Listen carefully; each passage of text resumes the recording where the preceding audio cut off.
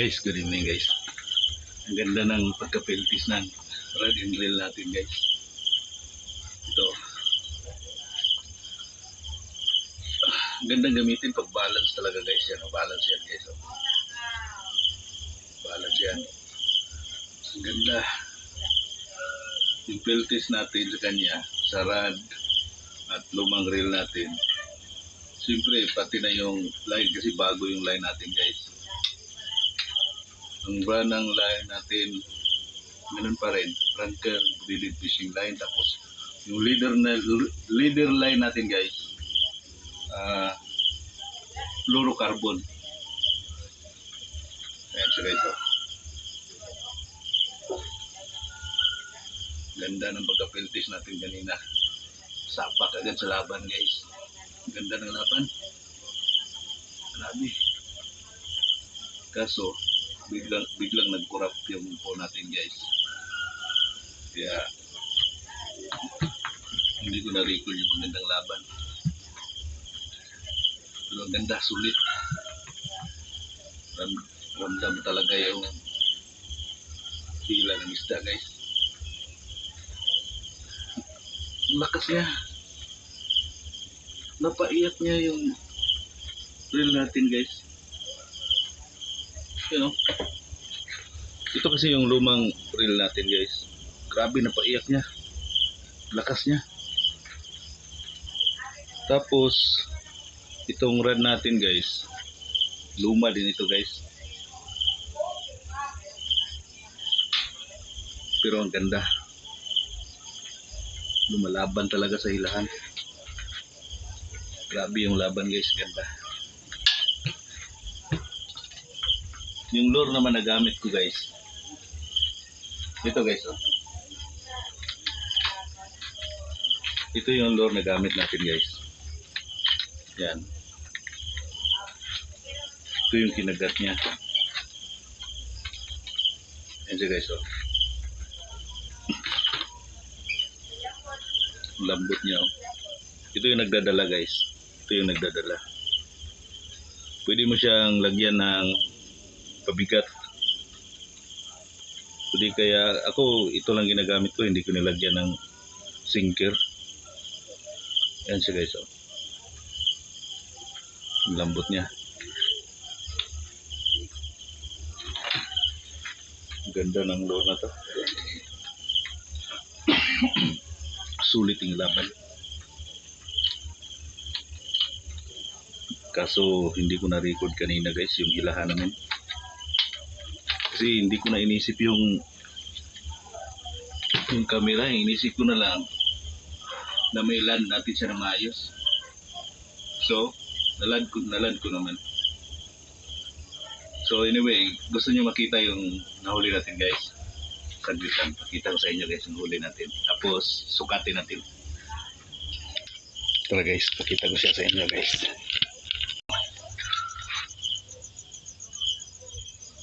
Ayan siya guys. Ganyan siya kamamaw guys. You know. Ganyan siya kamamaw. So malaki siya guys. Yan siya guys, oh. Tingnan yung ulo guys. Yan yung kamay ko.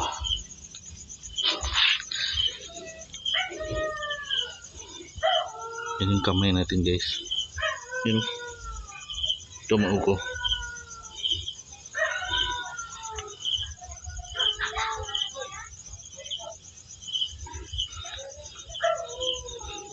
Mas malaki pa yung ulo niya. Tingnan yung kulay guys. Yan, oh. Yung kulay niya. Pulang pula. Yan, oh.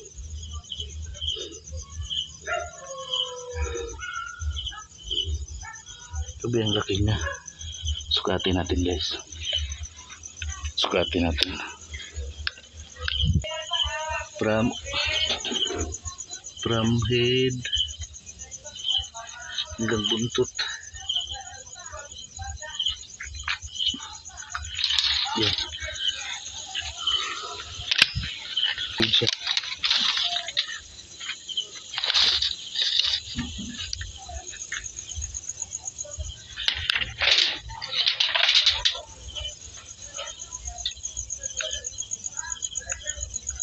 siya guys. Natin. Yan yung buntot.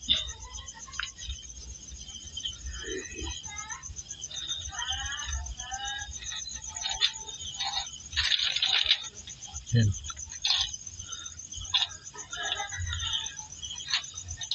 Yan.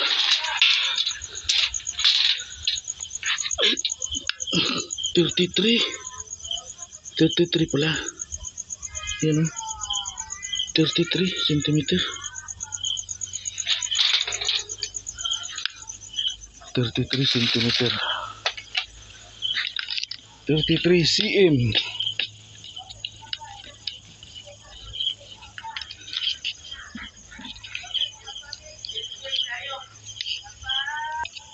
Yan siya guys. Nilagay ko ulit siya sa planggana. Yan siya. Yan yan.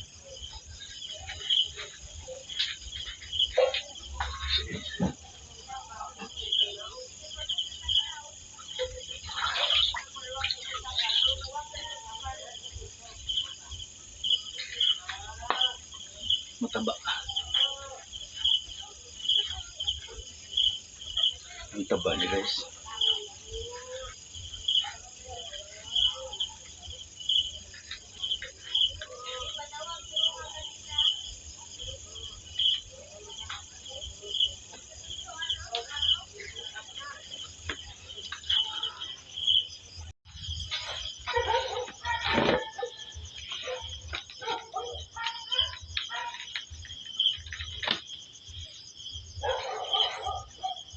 Guys, ang ganda talaga gamitin ito guys. At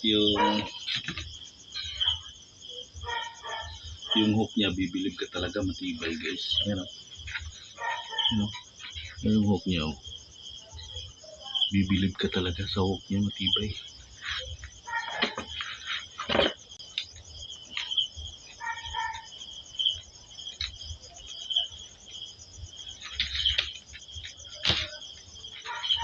Kala ko kanina madudunit. Tatlo lang. Tapos madudunit pa. Buti naman.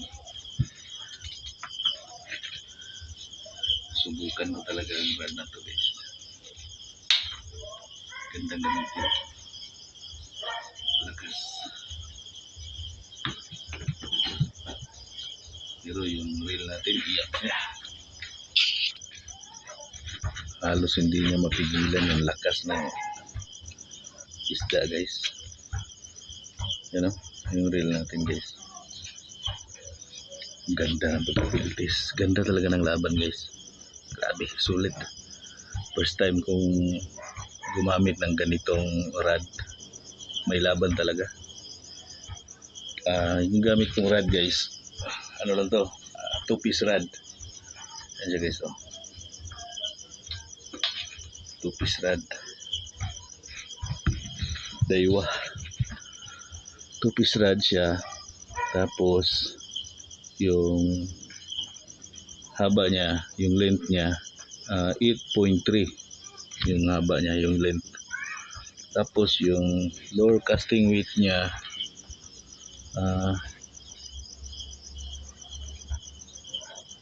5 to 28 grams yung lure weight niya. So may kakas mo pa rin yung mga maliliit na lure. Pero ito, ang ganda ikas, ang layo. Yan siya guys oh. Ang gandang ikas, ang layo ng casting mo. Kasi may kabigatan siya guys. Paano pa kaya pag maglagay ka ng sinker? Siya nga pala yung brand ito guys. Ayan oh. Yan yung brand. Ganda. Ito kasi ginamit ko guys kasi magdadalag lang sana ako, kaso iba yung kumagat. Kinakagat din pala ito. Kinakagat din ng hito. Grabe. Tagal ko makamubon, ganda ng laban. Kala ko makatakas pa. Ang ganda ng kapit niya. Yan yung hook niya guys, oh. Ang ganda ng kapit. Kita ko sa inyo ang hook, ha. Yan siya guys, oh. Hindi naman mapayat lang yung hook na. Yan. Tingnan nyo guys. Mapayat lang. Pero matibay. Grabe. Grabe yung laban. Malaban talaga.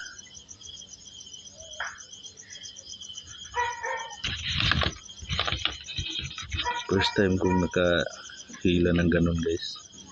Ganun kagandang laban. Kasi dati may nahuli naman akong malalaki. Mas malaki pa sa kanya. Ngayon grabe. Ganda ng laban. Mapapawaw. Siya nga pala guys. Kung gusto nyo magdalag guys, ito, try nyo ito guys. Maganda din to sa dalag. Kasi yung purpose ko gusto kong magdalag. Kaso siya yung nahuli ko.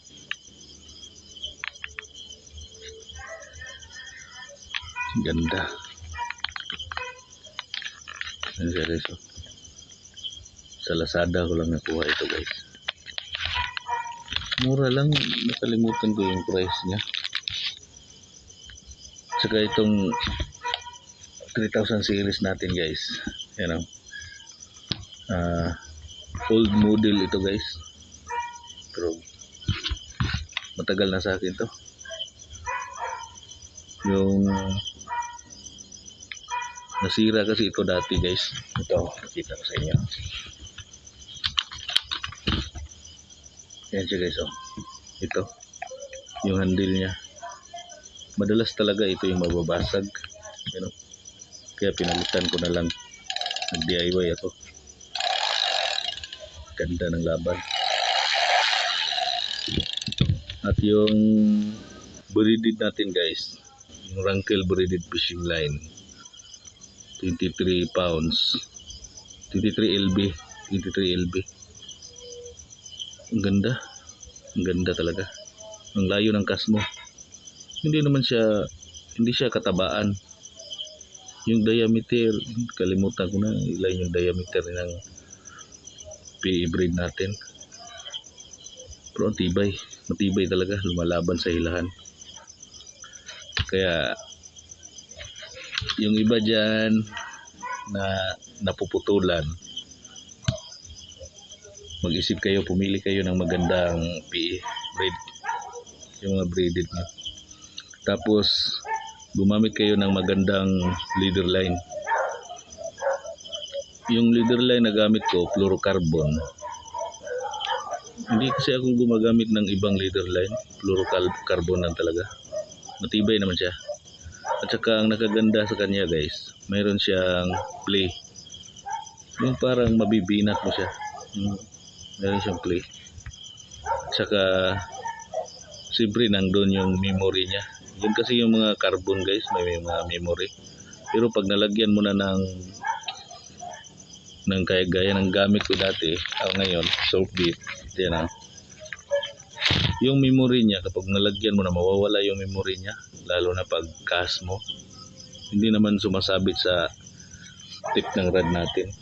Kasi yung tip ng rod natin, malaki yung ring guide. Ito, pakita ko sa inyo. 2 piece ito guys. Yan, putulin natin. Yan, 2 piece rod. Kita ko sa inyo yung ring guide ng tip, malaki yung butas. Kaya yung buhol nyo na gamit, yung nut na gamit nyo, kahit ibang yung mga matataba na nut, tatagos pa rin siya kasi malaki yung butas yan, At saka madulas siya kasi ano to ano ba tawag dun sa, para siyang ceramic. Para siyang ceramic. Para siyang Basta matibay siya. Yung rod na to, parang medium lang to. Medium light. Parang ganun siya, medium light. Tapos ang gaan niya.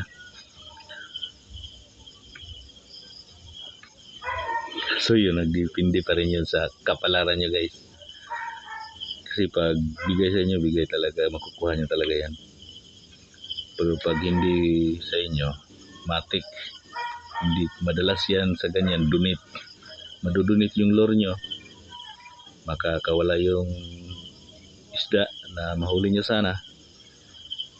Kaso pinalad tayo ngayon guys. Kaya ganda ng piltis natin. Sayang lang hindi ko yung pag hooksit ko kanina parang nakuha pa yun eh. Yung pag hooksit ko, yung pag land na lang talaga. Yung hilahan namin hindi ko na nabidyoan yun.